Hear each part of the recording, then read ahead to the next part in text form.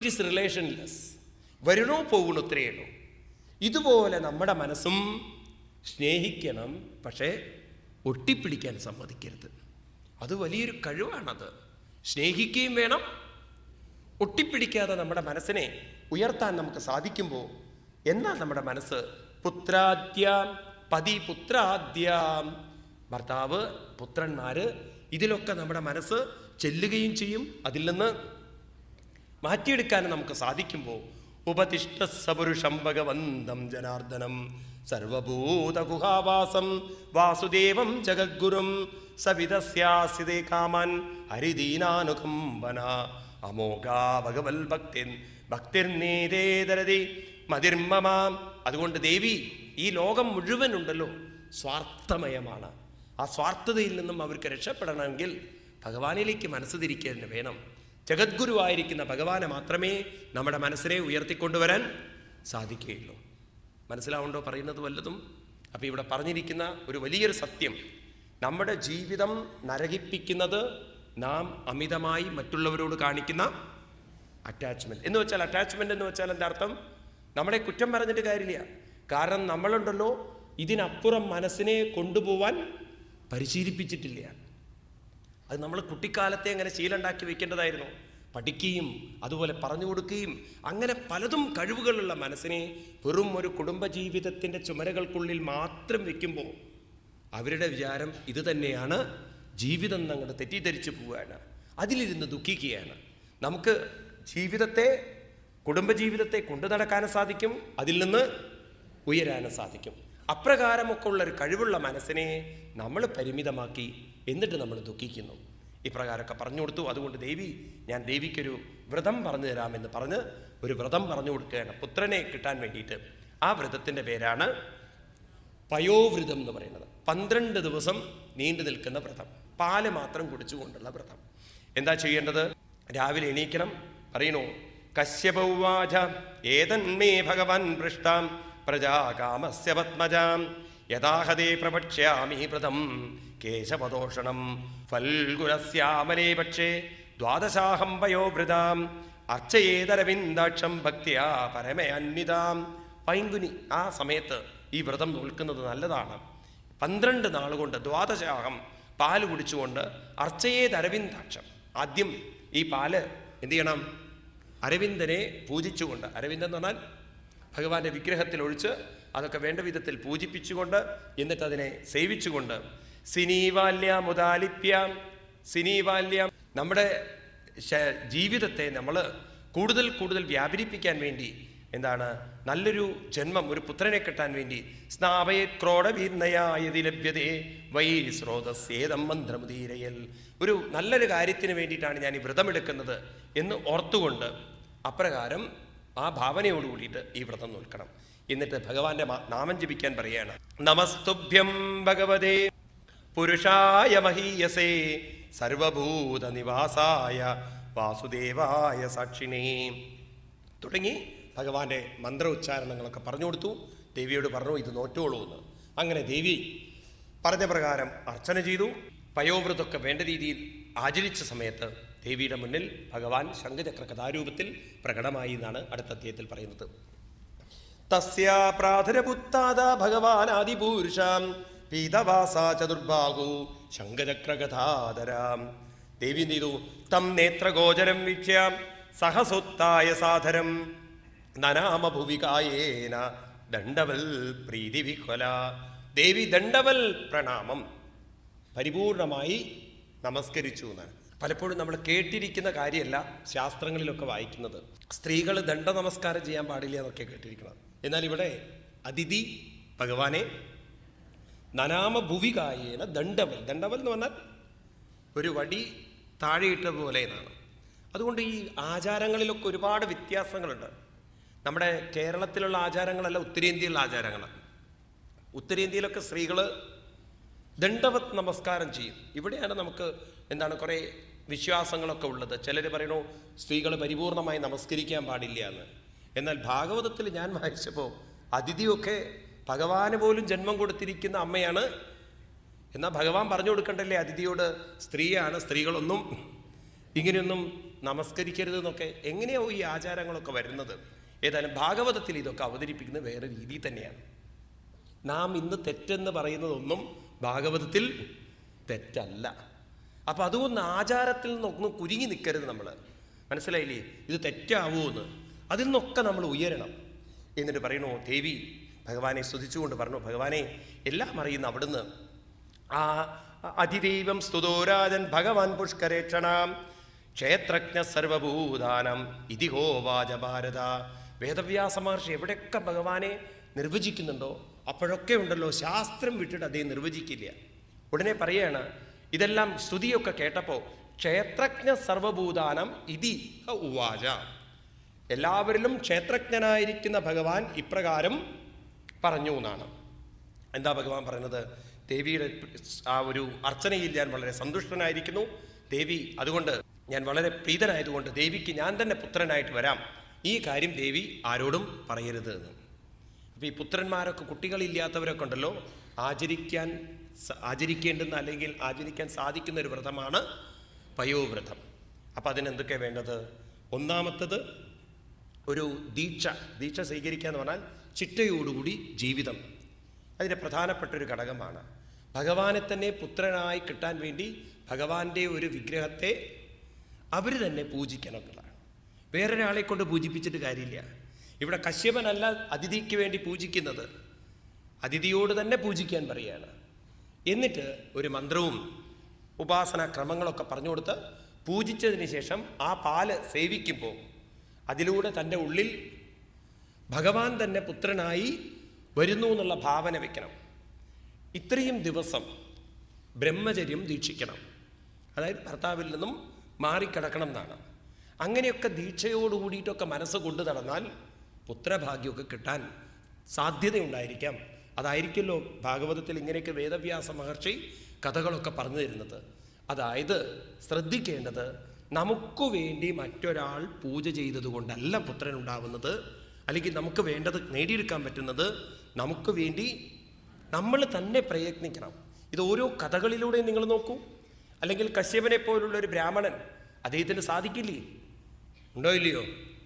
അപ്പം ഇവിടെ പറഞ്ഞു കൊടുക്കുന്നത് ദേവി തന്നെ വേണം ഈ കാര്യങ്ങളെല്ലാം ചെയ്യാൻ. അപ്രകാരം ഭഗവാൻ പ്രകടമായിട്ട് പറഞ്ഞു, സർവം സമ്പദ്യതേ ദേവി ദേവഗുഹ്യം സുസുവ്രതം. ഈ രഹസ്യം ആരോടും പറയരുത് എന്ന്. അതെന്താ? ഞാൻ തന്നെ പുത്രനായിട്ട് വരണമെന്നുള്ളത് പറഞ്ഞു കഴിഞ്ഞാൽ, ഇതാരോടെങ്കിലും പറയരുതെന്ന് പറഞ്ഞു കഴിഞ്ഞാൽ അർത്ഥം ഇത് രഹസ്യമാക്കി വെക്കൂ എന്ന് പറഞ്ഞു കഴിഞ്ഞാൽ പിന്നെ ആളുകൾ എന്നെ ഈശ്വരനായി കണ്ടു കഴിഞ്ഞാൽ ചെയ്യാൻ പോകുന്ന കാര്യങ്ങളൊന്നും നടക്കില്ല, ഒക്കെ മുടങ്ങിപ്പോവും. അതുകൊണ്ട് ഇത് രഹസ്യമാക്കി വെച്ചു.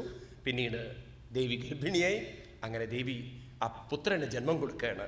എപ്പോഴാണത്രേ? ചിങ്ങമാസത്തിലെ തിരുവോണ നാളിൽ ഭഗവാൻ പ്രകടമാകുന്നു എന്ന് 18-ാമത്തെ അധ്യായത്തിൽ നമുക്ക് കാണിച്ചു തരുന്നു. ഇത്തം വിരിഞ്ച സുതികർമ്മ വീര്യം പ്രാദുർബഭൂവാമൃതപൂരിദിത്യം ചതുർഭുജ ശംഖദാബ്ജചക്ര വിശങ്കവാസാ നളിനായ ദക്ഷണാം. ഇത്തം വിരിഞ്ച സ്തുതകർമ്മ വീര്യം.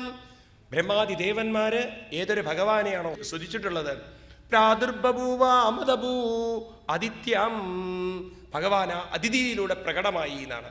എങ്ങനെയാ പ്രകടമാകുന്നത്? ചതുർഭുജ ശംഖഗദാബ്ജചക്രം.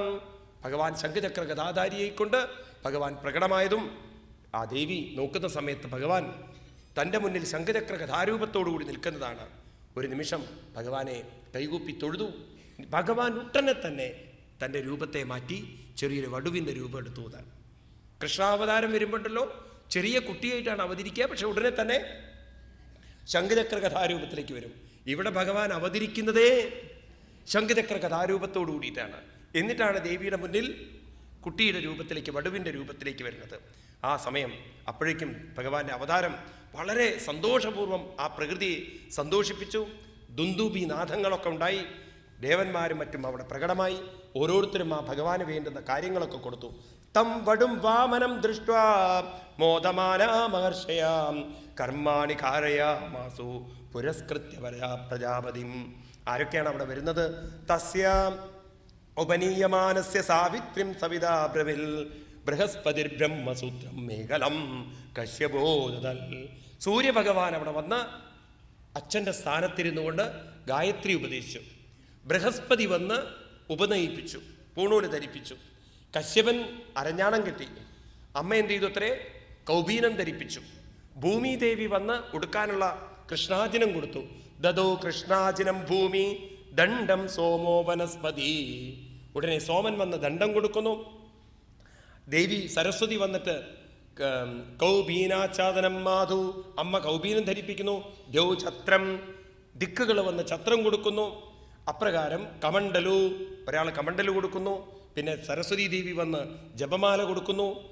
കുബേരൻ വന്ന് ഭിക്ഷാപാത്രം കൊടുക്കുന്നു. ഉമാദേവി വന്ന് ഭിക്ഷ കൊടുക്കുന്നു. ഇതൊക്കെ ഒരു ബ്രഹ്മചാരി കുട്ടിക്ക് വേണ്ടുന്ന കാര്യങ്ങളൊക്കെ ചെയ്ത് ഭഗവാൻ അവിടെ നിന്നും ഇറങ്ങുകയാണ്. എങ്ങോട്ടാണ് ഇറങ്ങുന്നത്? നർമ്മദാ നദീ തീരത്തേക്കാണ്. അപ്പം ഇവിടെ ആയിരുന്നില്ലേ മഹാബലി? മഹാബലിയുടെ കഥ നമ്മൾ വായിക്കുമ്പോണ്ടല്ലോ കേരളത്തിലായിരുന്നു എന്നുള്ളതിന് തെളിവില്ല. നർമ്മദാ നദി ഇരിക്കുന്നത് ഗുജറാത്തിലാണ്. അപ്പം മിക്കവാറും ആ ഭാഗങ്ങളിലായിരിക്കണം ആര് രാജ്യം ഭരിച്ചിരുന്നുണ്ടാവുക? മഹാബലിയുടെ രാജ്യഭരണം. ഞാൻ കഴിഞ്ഞ ദിവസം നിങ്ങളോട് പറഞ്ഞു, ഈ കേരളത്തിലെ പല കഥകളും നമ്മൾ കൂട്ടിഘടിപ്പിക്കുമ്പോണ്ടല്ലോ പല ചോദ്യങ്ങൾക്ക് ഉത്തരമില്ല. അതായത് മഹാബലി ഇവിടെ ഭരിച്ചിരുന്നു എങ്കിൽ ഓണം നമുക്കുണ്ടെങ്കിൽ വേറൊരു പ്രശ്നം എന്താണെന്ന് വെച്ചാൽ പരശുരാമൻ മഴ എറിഞ്ഞിട്ടില്ല എന്ന് വരും. കാരണം കേരളീയരെ സംബന്ധിച്ച് കേരളം ഉണ്ടാകുന്നത് പരശുരാമൻ മഴ എറിഞ്ഞിട്ടാണ്. പരശുരാമൻ വരുന്നത് മത്സ്യം, കൂർമ്മം, വരാഹം, നരസിംഹം, വാമനൻ, ആരാണ്? പരശുരാമൻ അല്ലേ? അങ്ങനെയല്ലേ? അപ്പൊ വാമനാവതാരം കഴിഞ്ഞതിന് ശേഷമാണ് പരശുരാമൻ വരുന്നത്. അപ്പൊ മഹാബലിയുടെ കാലം വരുന്നത് വാമനാവതാര കാലത്താണ്.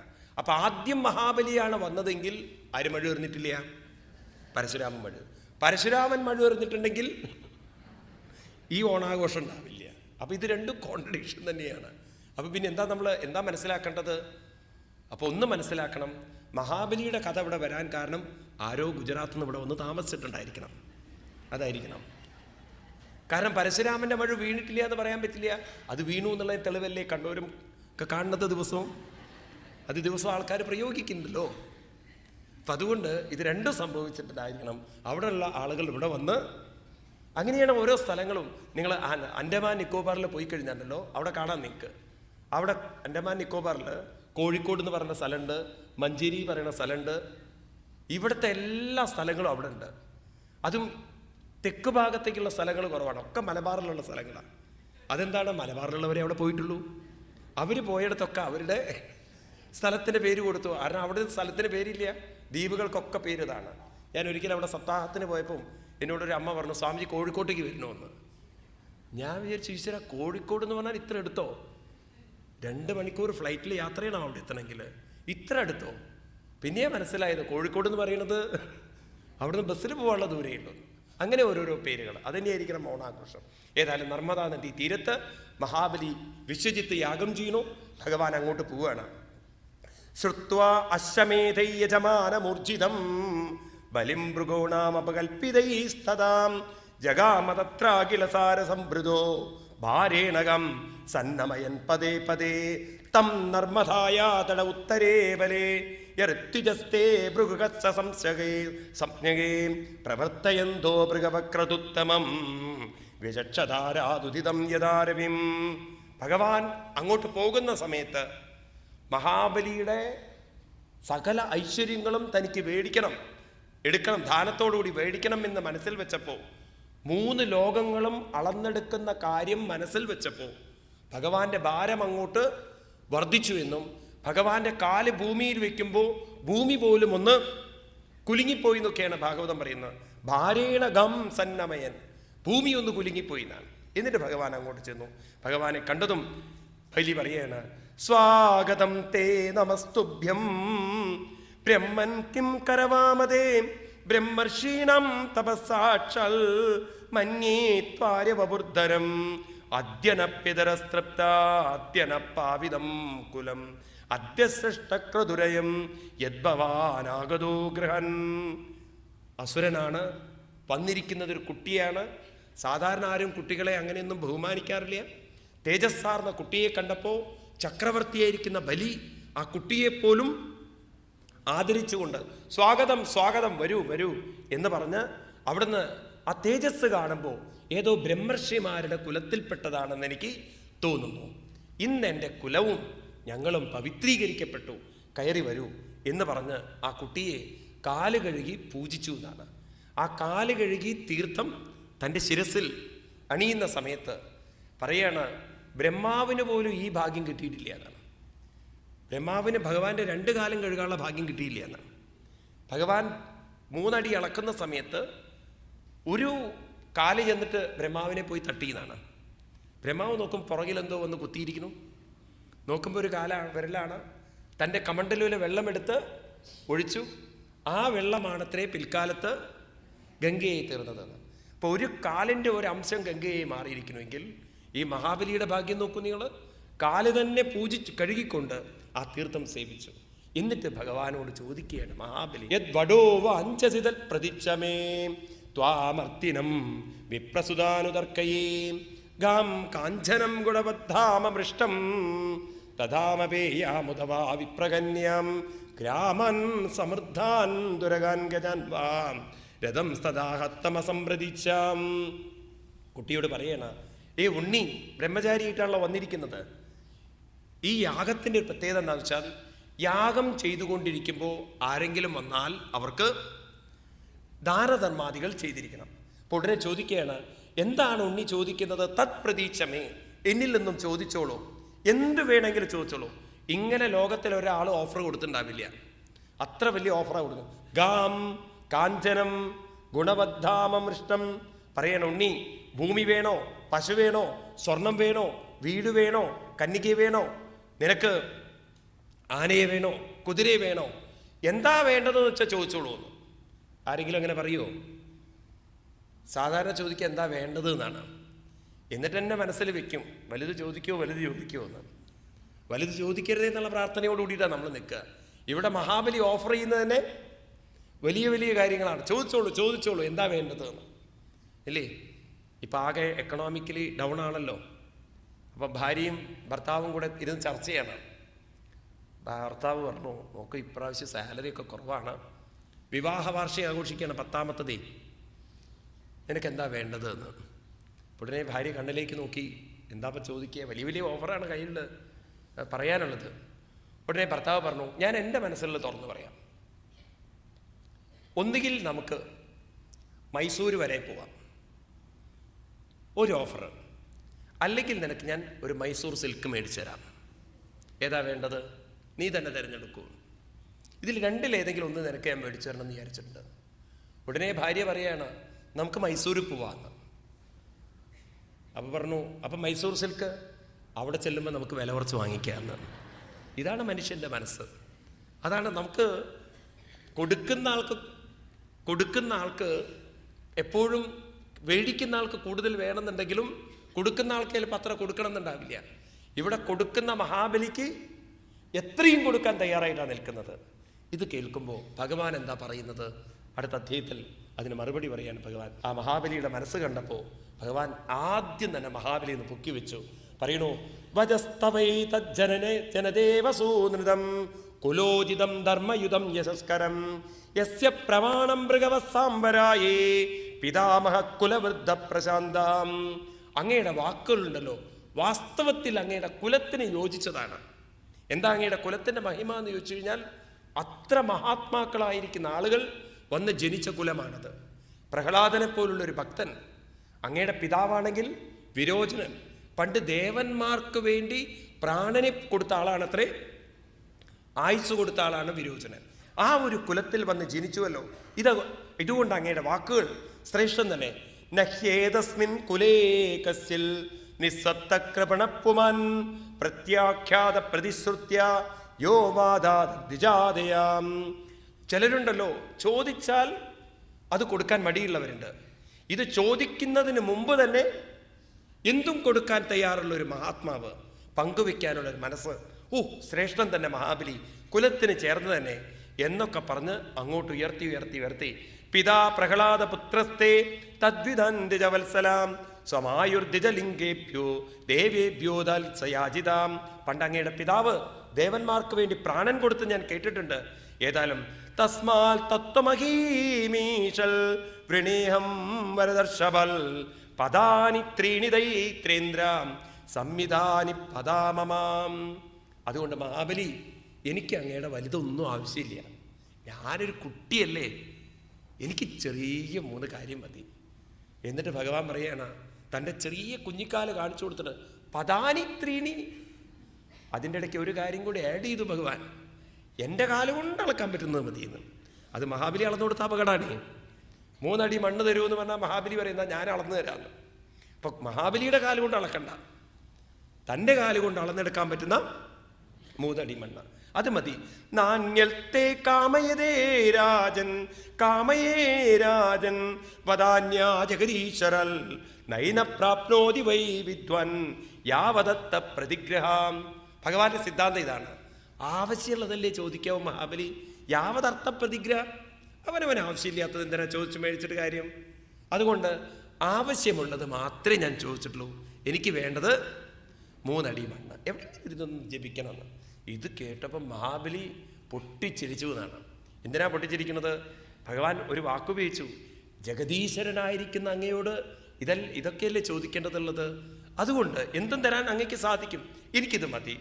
ഇത് കേട്ടപ്പം അഹോ ബ്രാഹ്മണദായാദ വാജസ്തേ വൃദ്ധസമ്മത ത്വം ബാലോ ബാലിശമതി സ്വാർത്ഥം പ്രതിബുധോ യഥാം.